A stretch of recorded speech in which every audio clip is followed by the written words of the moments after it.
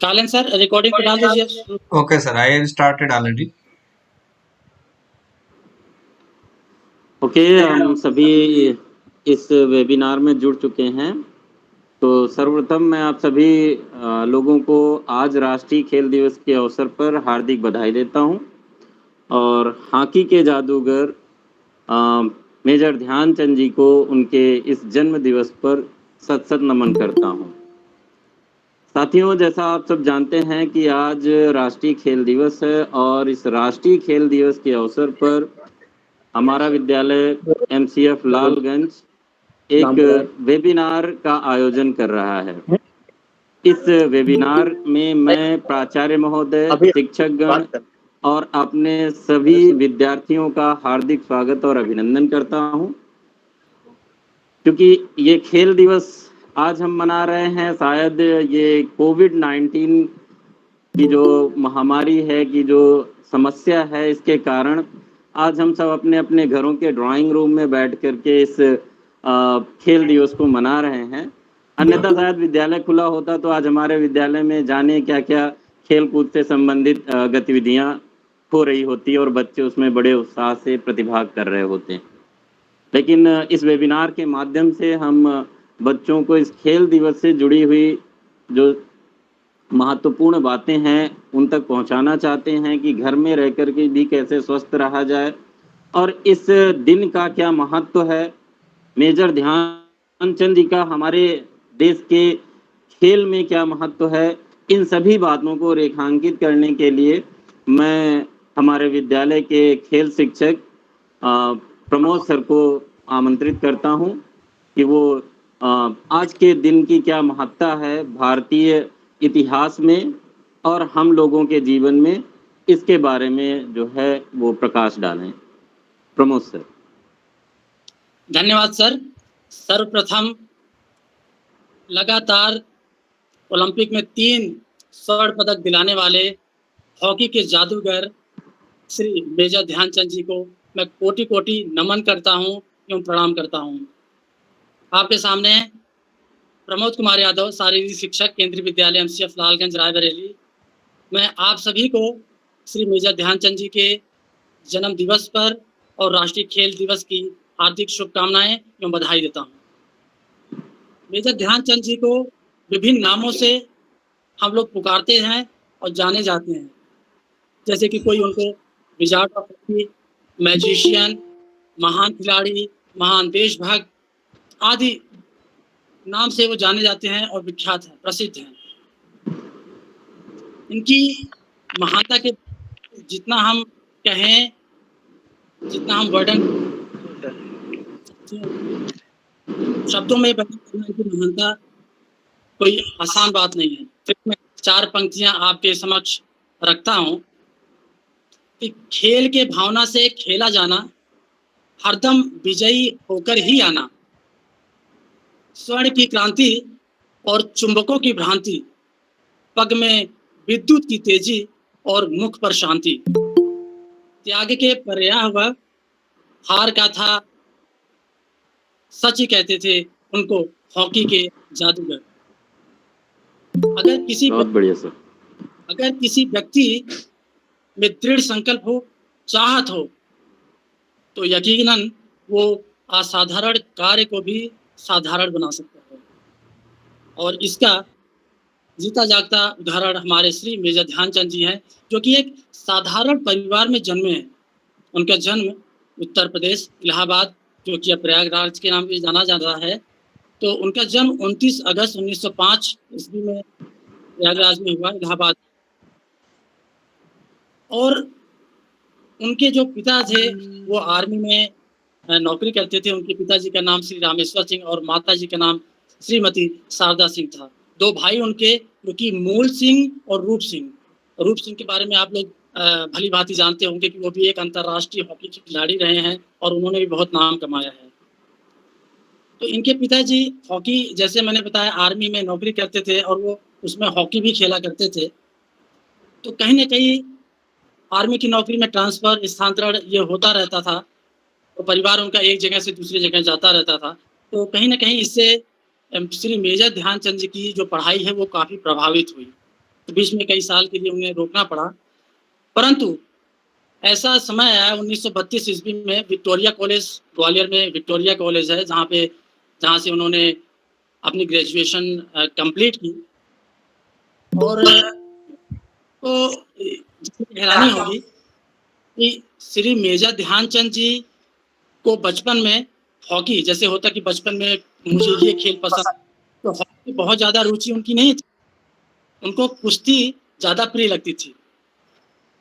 लेकिन पिताजी आर्मी में थे, हॉकी खेलते थे, कहीं थोड़ा बहुत का असर जो है परिवार पे पड़ा और वो अपने दोस्तों के साथ थोड़ा बहुत हॉकी खेला करते थे।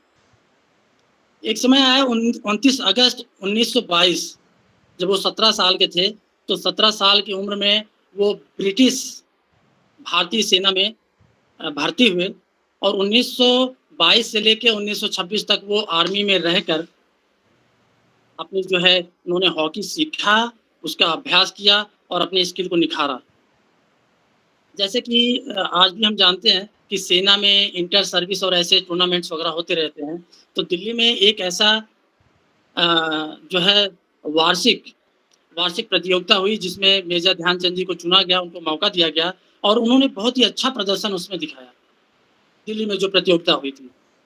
उसके बाद इनको एक न्यूजीलैंड का दौरा होना था 1926 में और वहाँ पे जब इन्हें खेलने का मौका मिला, आप हैरान होंगे कि कुल वहाँ पे 21 मैच खेले गए थे, जिसमें से भारतीय टीम 18 मैच जीती थी, 2 ड्रॉ हुए थे और 1 हारी थी और उसमें 192 गोल, जो कि बहुत ही अपने आप में एक करिश्माई चमत्कार है कि 100 अपने आप का तजुर्बा है। फिर जो है वो बढ़ता गया और इनको मौका मिला 1928 एम्स्टर्डम ओलंपिक में, नीदरलैंड में जो हुआ। भारतीय टीम पहली बार किसी ओलंपिक में खेल रही थी और वहाँ पे जब इन्हें मौका मिला तो इन्होंने बहुत ही बढ़ चढ़कर बहुत अच्छे से प्रतिभाग किया, ऐसी स्किल और ऐसा अपना प्रतिभा दिखाया कि पूरे विश्व में ये विख्यात हो गए। 17 मई 1928 को पहला ऑस्ट्रिया के साथ खेला गया तो उन्होंने भारतीय टीम ने 6-0 हराया। 18 मई को बेल्जियम को 9-0 से, 20 मई को डेनमार्क को, 22 मई को स्विट्जरलैंड को, इस तरीके से श्रृंखला सारे के सारे मैच वो जीते गए। जो फाइनल मुकाबला हॉलैंड से होना था उस 0 से विजयी हुए। पहली प्रतियोगिता ओलंपिक में पहली बार खेलना और पहली स्वर्ण पदक लेके आना, ऐसे मेगा इवेंट में स्वर्ण पदक लेके आना अपने आप में चमत्कार से कम नहीं है। फिर जैसा आपको पता है कि ओलंपिक खेल हर 4 साल बाद होते हैं, तो 1928 के बाद 1932 में लॉस एंजल्स में हुआ, यूएसए, जिसमें हॉकी के जो स्किल और टेक्निक के श्री मेजर ध्यानचंद जी इतने विख्यात हो गए थे, इतने प्रसिद्ध, और खासकर एक पोजीशन होती है कि सेंटर फॉरवर्ड, वो एक पोजीशन होती है ग्राउंड पे जब वो खेलते हैं तो सेंटर फॉरवर्ड के रूप में वो काफी विख्यात थे और एक जैसे क्रिकेट में रन बनते हैं वैसे वो गोल दागते थे। तो फाइनल मुकाबला 1932 में अमेरिका में हुआ था, लॉस एंजल्स में, अमेरिका के साथ ही फाइनल, जिसमें कि 24 अपनी भारतीय टीम जीती। 24-1 आप अंदाजा लगा सकते हैं कि कितना बड़ा स्कोर है। 24-1 का अंतर वो अपने आप में बहुत बड़ा अंतर माना जाता है हॉकी जैसे खेल। फिर और हमारी भारतीय टीम श्री मेजर ध्यानचंद जी के नेतृत्व में बुलंदियों को छूती रही। 1936 का जो ओलंपिक ये बर्लिन जर्मनी में होना था और जर्मनी की टीम उस दिन काफी अच्छी थी, उस समय की जर्मनी की टीम काफी अच्छी थी। इधर भारतवर्ष, भारतीय टीम भी चाहती थी कि हम हैट्रिक बनाएं, हम तीसरी बार विजेता हों और जीत का जो है, विजय का जो ताज है वो हम अपने सर पे रखें, और जर्मनी चाहती थी रिप्रेजेंट करें। तो इन्होंने बहुत सरल स्वभाव से अपने देशभक्ति को व्यक्त करती है, सरल स्वभाव से कि नहीं, मैं अपने देश में ही रहूँगा और अपने देश के लिए ही खेलूँगा। तो ये हमने तो सुना है कि ये एक महान किन ऐसी चीज़ों से ये भी प्रतीत होता है कि वो एक बहुत बड़े देशभक्त भी हैं। यकीनन ऐसे महापुरुष को, ऐसे महान व्यक्ति को मैं सादर नमन करता हूँ। Yes sir, yes sir. हाँ, तो पहले तो सभी को जो राष्ट्रीय खेल दिवस है उसकी शुभकामनाएं। और आज हॉकी के जादूगर जी का कोटिशा नमन। दुनिया में कई खेल हैं जो कि विश्व के लगभग सब, हॉकी, फुटबॉल, क्रिकेट, बास्केटबॉल, कुछ ऐसे खेल हैं। तो अभी तो मेजर जी के बारे में सर ने कहा ही है, मैं फुटबॉल के जो लेजेंड हैं पेले की बात करता हूँ। दुनिया में कहीं फुटबॉल है तो पेले साहब जरूर है, लेकिन पेले साहब की तुलना करने के लिए मैराडोना जी का नाम लिया जाता है। उसी तरह से क्रिकेट की जब बात होती है तो सर डॉन ब्रैडमैन की बात होती है। कभी पूछने के उसमें तेंदुलकर जी की बात होती है, सचिन तेंदुलकर की। हॉकी में ऐसा कोई दूसरा नहीं हुआ है, हॉकी में किसी दूसरे समकक्ष की बात होती हो जो कि मेजर साहब के आसपास रहा हो। ना भारत में और ना तो विश्व के वो सारे देश जो हॉकी खेलते हैं उनमें से कोई रहा है। मतलब एको अहम द्वितीयो नास्ति परिकल्पना थी। मेजर साहब ने जो वो अपना 10-12 साल का उनका स्वर्णिम युग था हॉकी का, कहीं नहीं था, विश्व का था। उसमें ऐसे ऐसे चमत्कार किए, बहुत ज्यादा कुछ अभी हमारे प्रमोद सर ने उस पर बताया है। अभी आप दोनों लोगों ने कुछ ना कुछ बातें जो कही है, एक तो यही कहा है कि खेलोगे, कूदोगे, पढ़ोगे, लिखोगे, बनोगे नवाब। तो वो सब सारी बातें आज बदल चुकी हैं। कूदोगे तभी आप, और तभी आप ठीक से पढ़ लिख पाओगे। टोटल लाइफ स्किल्स की बात करें तो उनमें से अगर मोटार स्किल्स हमारी अच्छी हैं, तभी हमारी दूसरी स्किल्स अच्छी हो पाएंगी और हम अपने खेल खेल में बहुत सारी चीजें सीखते हैं। अब तो हमारे प्राइमरी का जो करिकुलम ही है वो पूरा का पूरा खेल आधारित होने जा रहा है। तो अगर खेल नहीं पाओगे तो आप सीख भी नहीं पाओगे, और आज वो हालात होने जा रहे हैं।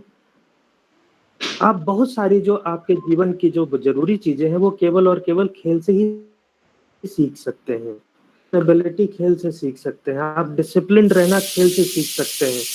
आप दूसरे जो, जैसे कि सर ने अभी बताया था कि दूसरे समूह, दूसरे देश को उनसे अच्छी तरह से जान सकते हो।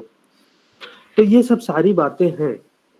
हम बहुत छोटे, मैं एक स्कूल का प्राचार्य हूँ, तो मैं एक तरफ अगर अपने बहुत सारे मेधावी बच्चों को जानता हूँ, उनके नाम जानता हूँ, तो बहुत सारे हमारे ऐसे स्पोर्ट्स स्टार हैं भी मैं जानता हूँ। मैं पावनी कसेरा को जानता हूँ, मैं अंजलि को जानता हूँ, मैं फायजा को, मैं सुजल को अच्छी तरह से इसलिए जानता हूँ कि वो एक अच्छा खिलाड़ी है, और मैं तमन्ना भूसाल को इसलिए जानता हूँ क्योंकि वो एक अच्छे खिलाड़ी है। ये भी एक पक्ष है जो आपके पर्सनालिटी का एक बड़ा सकारात्मक जो है वो रखता है किसी दूसरे समाज के सामने, किसी देश के सामने। तो एक अच्छे खिलाड़ी होना भी एक अच्छी बात है। केंद्रीय विद्यालय संगठन ने भी बहुत सारे स्तर पर बहुत सारे प्रयास किए हैं। हम जानते हैं कि हम एक स्कूल सिस्टम है, अपने स्कूल के अंदर करके खेल कूद का बढ़ावा दे रहे हैं। उसके बाद हमारे रीजनल लेवल के और फिर नेशनल होते हैं, हमारे बच्चे उसके आगे स्कूल गेम्स फेडरेशन में जा करके पार्टिसिपेट करते हैं। तो हम कई सारे माध्यम से अपने बच्चों के खेल कूद के लिए जो है अवसर प्रदान कर रहे हैं। अभी आगे जो संभावनाएं हैं उनमें से ये है कि खेलो इंडिया स्कूल गेम्स, हमारे सामने ये महामारी है, नहीं तो शायद आरंभ हो चुका होता और खेलो इंडिया स्कूल गेम्स का आयोजन कर रहा होता। जैसे कि खेलो इंडिया यूनिवर्सिटी गेम होते हैं, खेलो इंडिया यूथ गेम होते हैं, उसी तरह की एक अवधारणा जो है वो तब से जो है वो हमारे जो पूर्व कमिश्नर साहब थे संतोष कुमार तो मल्ल जी, पानी देना उनसे बेटा, एक एक गिलास। बड़े आगे के पक्ष तक ये बातें पहुंच चुकी थी।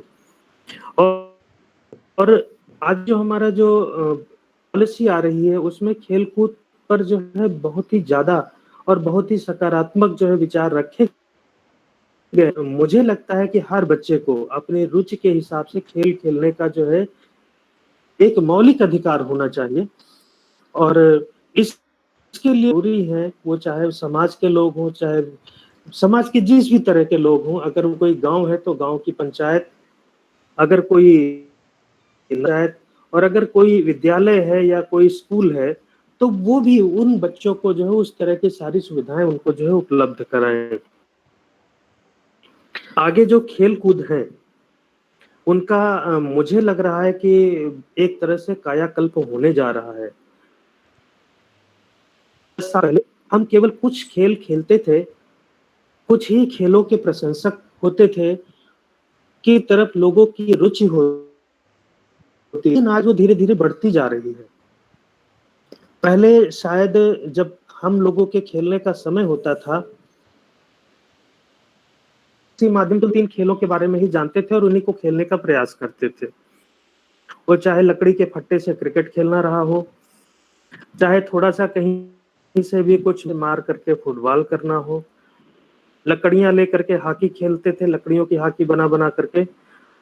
लेकिन आज करके और छोटे छोटे गांवों तक में जो है खेलों के जो है वो जैसे युवा केंद्र है, इस तरह के कई सारे वो संसाधन उपलब्ध कर अच्छे अच्छे खिलाड़ी जो है बहुत छोटी छोटी जगहों से निकल करके आ रहे हैं। खेलों को अब आगे अपने प्रोफेशन में भी शामिल, और आपको आश्चर्य होगा कि ऐसे ऐसे खिलाड़ी हैं वो जो शायद किसी बिजनेस प्रोफेशन बड़ी ज्यादा रकम जो है वो आज अर्न कर रहे हैं।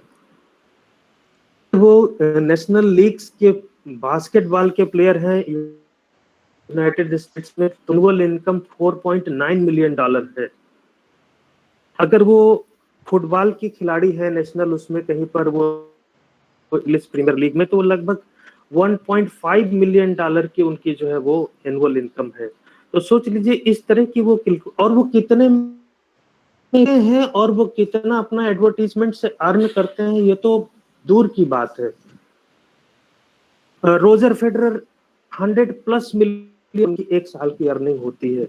बहुत सारे दूसरे उनमें जो है रोनाल्डो, मेसी, किसी दूसरे प्रोफेशन कहीं पर दुकान कुछ लगा करके बैठने की जरूरत है। आज अपने देश में भी बहुत सारी जो है लीग्स आप देख रहे हैं शुरू हो रही हैं, चल रही हैं, चाहे वो क्रिकेट हो, चाहे फुटबॉल की सॉकर लीग्स हो, और चाहे बैडमिंटन लीग हो, चाहे कबड्डी लीग हो। तो हमारे इवन जो हमारे साथ जुड़े हुए विद्यार्थी हैं, अगर उनको किसी विशेष गेम्स में अगर वो रुचि है तो वो उसको भी अपना प्रोफेशन आगे बना सकते, तो इसी में जो है पारंगत होकर के वो अपनी आगे की लिवलीहुड चला सकते हैं।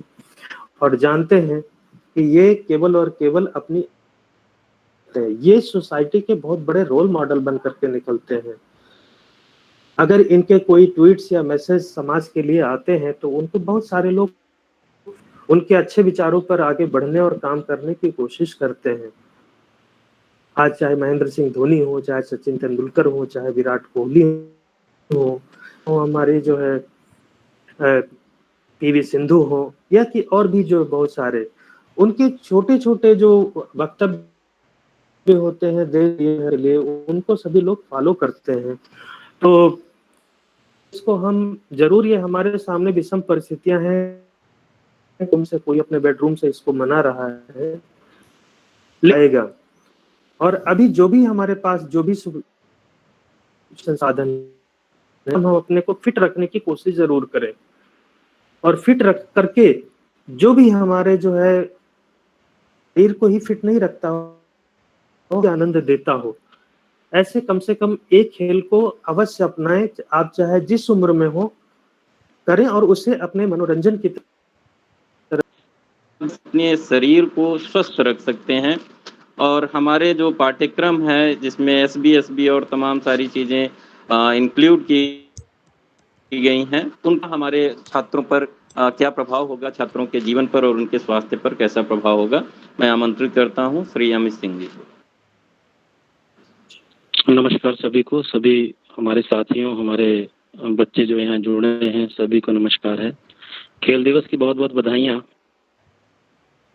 लोग घर से ही मना रहे हैं, क्या कर सकते हैं। नहीं तो अभी जरा सोचिए, इमेजिन करिए, वहाँ बैठ के प्रमोद सर शायद कमेंट्री कर रहे होते कि महेंद्र, या 4 बड़े बड़े पंडाल लगे होते, सब हाउस के बच्चे के साथ बैठे होते, सभी हाउस के टीचर जो साथ में थे एक दूसरे को चीयर अप कर रहे होते हैं। स्कूल में कुछ दिन ये जो स्पोर्ट डे का है, और हर टीचर बच्चों सबको इंतजार रहता बहुत ज़्यादा। खैर, घर ही से मना रहे हैं हम लोग। प्रमोद सर ने मेजर ध्यानचंद जी के बारे में आप सभी जानते हैं, उनको कहते थे बाबू कहते थे। और मैंने कहीं लिखा देखा था कि बाबू इन द फील्ड। बाबू की जो ड्रिबलिंग थी, हॉकी में जो ड्रिबलिंग होती है, वो पोएट्री की तरह थी। लोग ऐसा कहते थे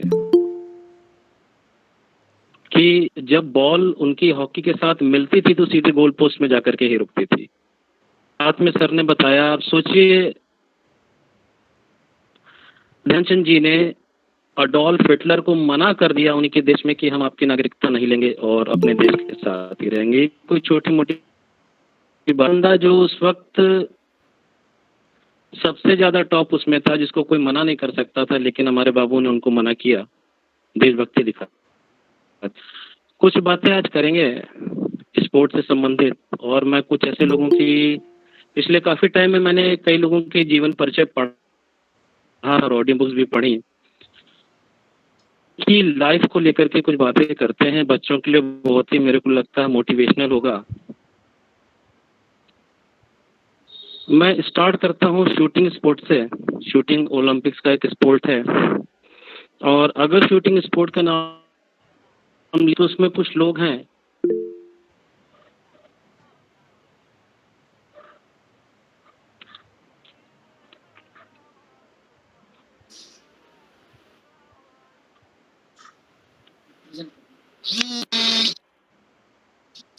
या कोई टीचर, इनको काफी मोटिवेशनल वीडियो आते हैं। इनका नाम है टैकस, कैरोली टैकस। ठीक, जो थे हंगरी के आर्मी में थे, इन्होंने और 52 के ओलंपिक्स में गोल्ड मेडल हासिल किया है। की हिस्ट्री, इनकी लाइफ की जो कहानी है, सुन के आप काफी मोटिवेशनल होंगे। से ही कुछ एक दो कहानियां ली हैं। तो 1938 में क्या हुआ था इनके साथ, ये हंगरी के आर्मी में थे और बहुत अच्छी, पूरे हंगरी देश को इनके ऊपर विश्वास था कि वो ओलंपिक्स में जरूर कहीं ना कहीं गोल्ड मेडल लेकर के आएंगे। अभी तक ज्वाइन करते जा रहे हैं, डिस्टर्ब कर रखा है। क्या हुआ, वाइल प्रैक्टिसिंग, जब ये आर्मी में थे, प्रैक्टिस का ग्रेनेड इनके राइट हैंड में फट गया। ग्रेनेड जो है ज्वाइन करते जा रहे हैं अभी तक, पूरा का पूरा right hand, the hand which he used to practice the shot, वो प्रैक्टिस करते थे इसी से। अब सोचिए वो हाथ ही इनका चला गया, कि जिसके ऊपर इतना लोगों ने सोचा था, इतना वो था कि ओलंपिक्स में गोल्ड लेंगे, और उनका वही हाथ खत्म हो गया। फिर भी नथिंग इज इम्पॉसिबल, कहते हैं, कुछ भी इम्पॉसिबल नहीं है। क्या किया, लेफ्ट हैंड उनका डोमिनेंट हैंड नहीं था, प्रैक्टिस स्टार्ट की और 1 साल, 1.5 साल, 2 साल इसकी जम के। फिर ओलंपिक्स होने वाला था 2 साल के बाद 1940s में तो 1 साल पहले नेशनल होते हैं। ओलंपिक्स में जाने से पहले नेशनल में आपको क्वालिफाई करना होता है। तो हंगरी के थे, बाकी सब शूटर्स भी पहुंचे, ये भी पहुंचे। लोगों ने सोचा ये उनको बधाई देने के लिए पहुंचे हैं, लेकिन उन्होंने कहा कि मैं यहाँ दूसरों को, मैं यहाँ कम्पीट करने के लिए आया हूँ। और इनके पास जिनका ओनली हैंड था, that means left hand, gold जीता इन्होंने। फिर नेक्स्ट ईयर 40s के ओलंपिक्स होने थे, लेकिन नहीं हुआ बिकॉज ऑफ वर्ल्ड वॉर। एक खिलाड़ी जो इतना तैयार करता है, सब कुछ करता है, उसके लिए ओलंपिक्स ना हो। फिर बदकिस्मती देखिए, अगले 5 साल होने वाले नेक्स्ट ओलंपिक भी नहीं हुए। धीरे एज हो रही थी, बूढ़े हो रहे थे और इनसे ज्यादा अच्छे यंग पार्टिसिपेंट आ गए थे।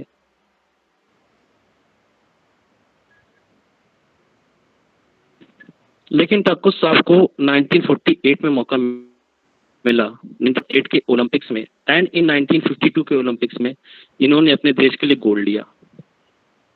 सोचिए किस हैंड से वो प्रैक्टिस करते थे, राइट बाजू, वो राइट हैंड नहीं रहा तो बाय हिज बेस्ट हैंड, जो अकेला बचा हैंड था, ओलंपिक्स में गोल्ड लिया। हम आप यहाँ पे बहुत सारे बच्चे हैं, दिन भर कई तरह की प्रॉब्लम डिस्कस करते रहते हैं, ये नहीं है, वो नहीं है, ऐसा नहीं, वैसा नहीं। अब सोचिए कि नथिंग इज इम्पॉसिबल। प्रॉब्लम कितनी भी बड़ी हो, कैसी भी हो, लेकिन हम उससे पार पा सकते हैं। तो सब लोग जानते हैं बच्चों? Yes sir. या टीचर्स? हाँ, तो सैन बोल्ट किस लिए फेमस है? सर अपनी फास्ट रनिंग के लिए। फास्ट रनिंग कहलाते हैं, ब्लेड रनर। टोटल 8 गोल्ड है उनके पास, ओलंपिक्स के 8 गोल्ड। तो क्या जानते हैं?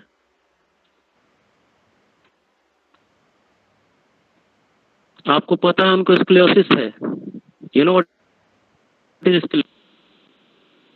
पीठ, कुछ लोगों की पीठ में जो बैकबोन होती है, रीढ़ की हड्डी सीधी होती है, but he has a bent backbone. Right में शिफ्ट है, सीधी आनी चाहिए, सीधी नहीं है, उनकी बैकबोन थोड़ी सी घूमी हुई है, इसको स्क्लेरोसिस कहते हैं। नहीं पता। इससे होता क्या है? इससे होता ये है कि लेफ्ट जो पैर है वो जमीन पे पूरा नहीं पड़ता है और जो राइट पैर है वो ज्यादा पड़ता है। लोग दौड़ते होंगे, दोनों पैर बराबर पड़ने चाहिए और आपकी एड़ी जब पीछे से आपको बॉडी को धक्का मारती है तब आप आगे जाते हैं।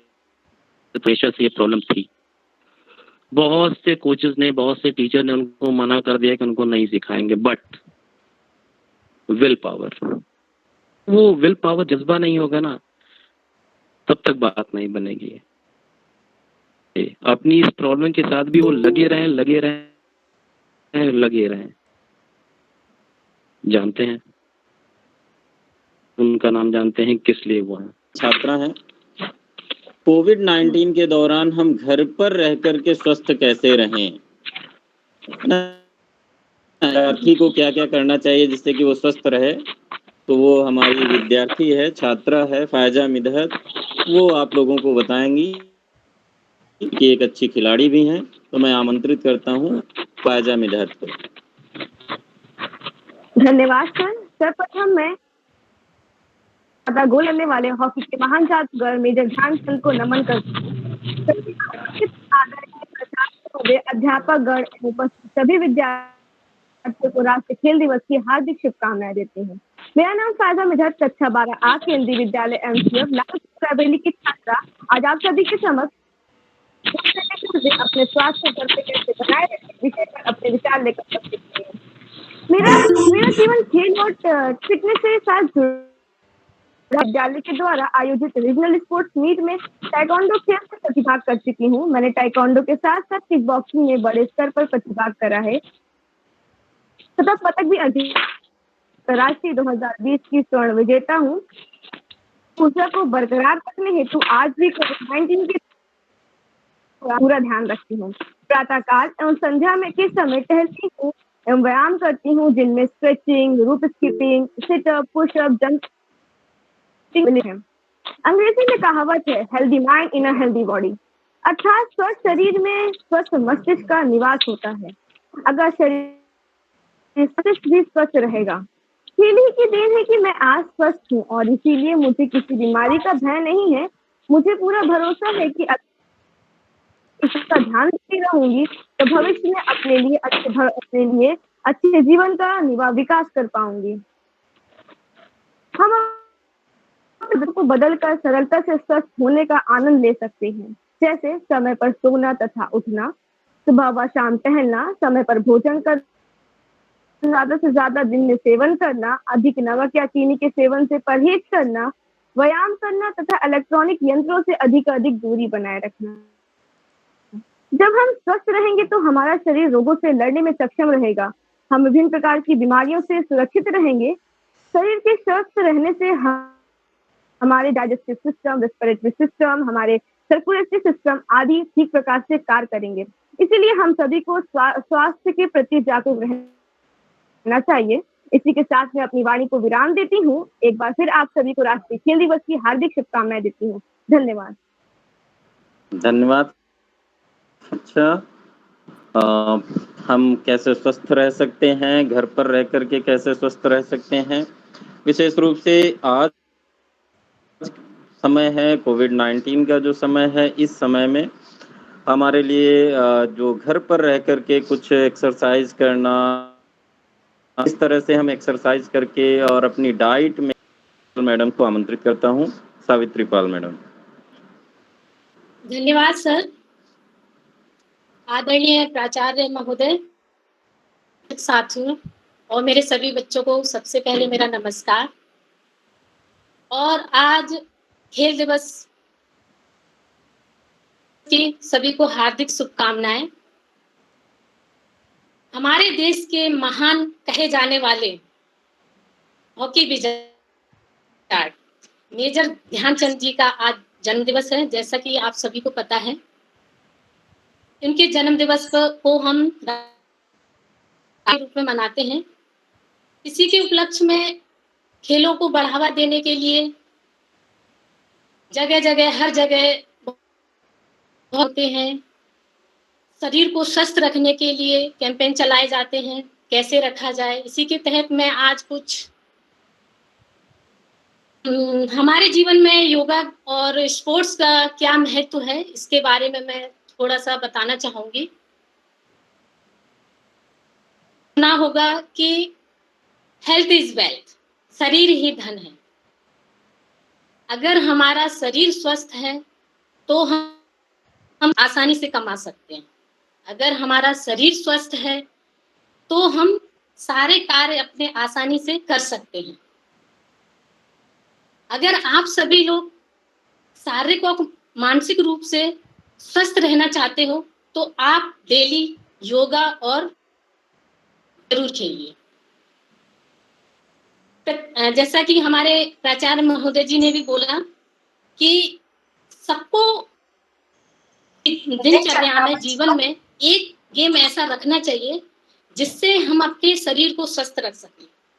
खेलने की चाहत से नहीं, के लिए, अपने माइंड को सेट करने के लिए, अपने स्ट्रेस को दूर करने के लिए, क्योंकि खेलने से हमारा है, हमें खुशी मिलती है, हमारे अंदर आत्मीयता जागती है, हमारी पर्सनालिटी डेवलपमेंट होती है। सबसे प्यारे बच्चों, सबसे पहली बात है कि हमें लीडरशिप क्वालिटी इंप्रूव होती है, क्योंकि हमें आपको ऊंचा स्तर पर ले जाना चाहे तो उसके लिए हमारे अंदर लीडरशिप क्वालिटी जरूर होनी चाहिए।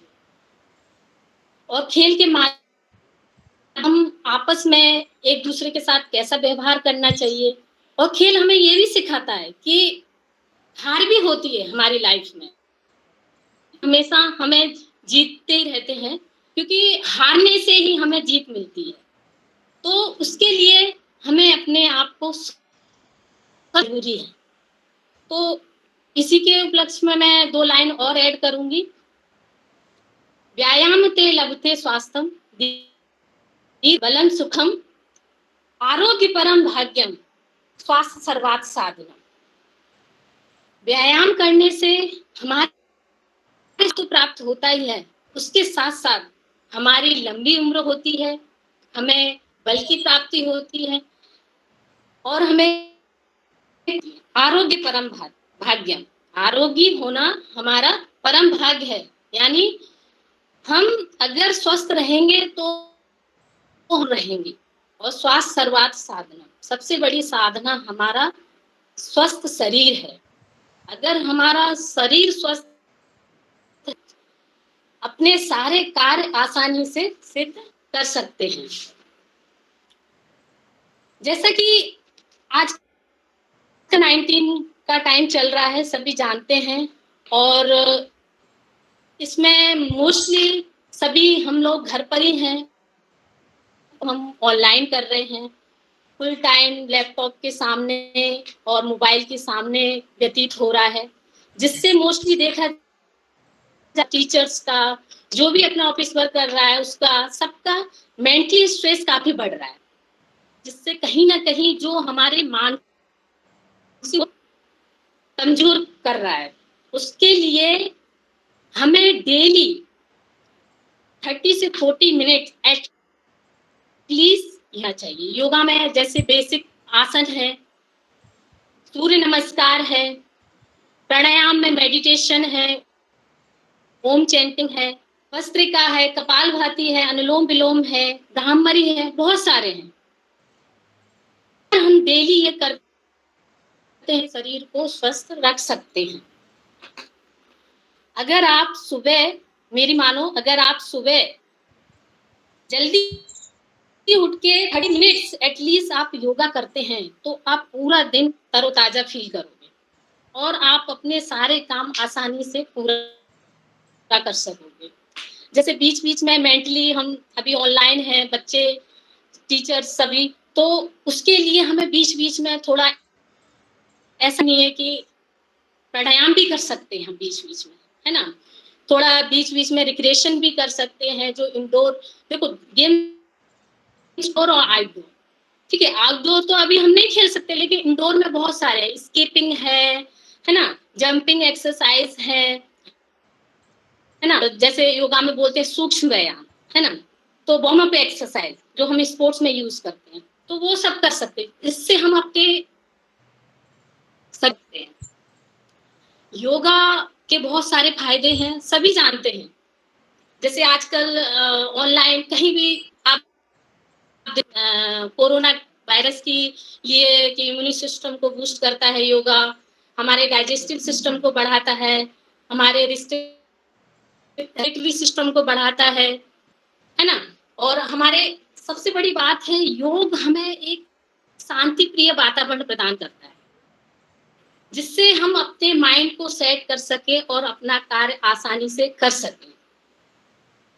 अगर जो हमारा कर्तव्य है कि हम इतना बेनिफिट ले सकते हैं योगा से और खेल से, तो देखिए एक छोटा बच्चा होता है, अगर आपको उसको ठेला नहीं, उसका मन नहीं है, अगर उसको फोर्सफुली आप उसको बिठाएंगे, पढ़ाएंगे, तो वो नहीं पढ़ेगा। अगर वो उसका मन है, अगर वो अपना पूरा खेल के पूरे मन बैठा है, तो उसी चीज को 15 मिनट में लर्न कर लेगा। तो ऐसा नहीं है, सभी बच्चे हैं, हमारा भी माइंड बच्चों जैसा ही है,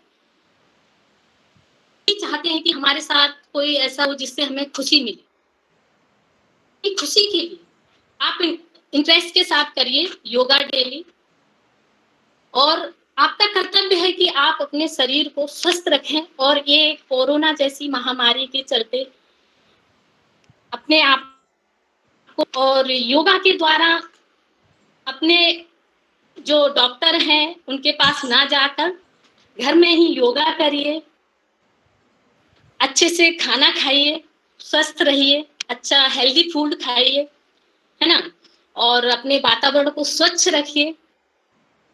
और सभी ने बोला कि स्वस्थ शरीर में ही स्वस्थ मस्तिष्क निवास करता है। ये सभी जानते हैं कि निवास करता है, लेकिन कैसे करता है अपने ऊपर डिपेंड करता है कि हम योगा करें और गेम्स खेलें जिससे हम अपने आप को स्वस्थ बना के रखें। तो आज के लिए मैं अपनी वाणी को विराम देती हूँ और सभी को एक बार खेल दिवस की शुभकामनाएं।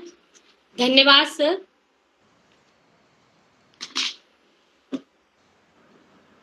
धन्यवाद मैडम, आपने बताया कि किस तरह से हम योग के माध्यम से अपने जीवन को, अपने शरीर को स्वस्थ बना सकते हैं, जीवन में ऊर्जा ला सकते हैं और मस्तिष्क। वक्ताओं ने काफ़ी अच्छे वक्तव्य रखे और इससे हमें काफ़ी कुछ जानने।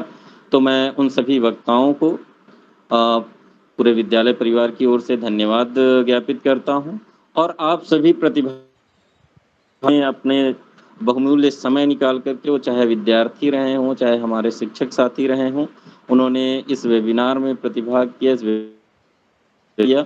उन सबको भी मैं विद्यालय की तरफ से और खेल विभाग की तरफ से बहुत बहुत धन्यवाद ज्ञापित करता हूं। एक बार पुनः धन्यवाद।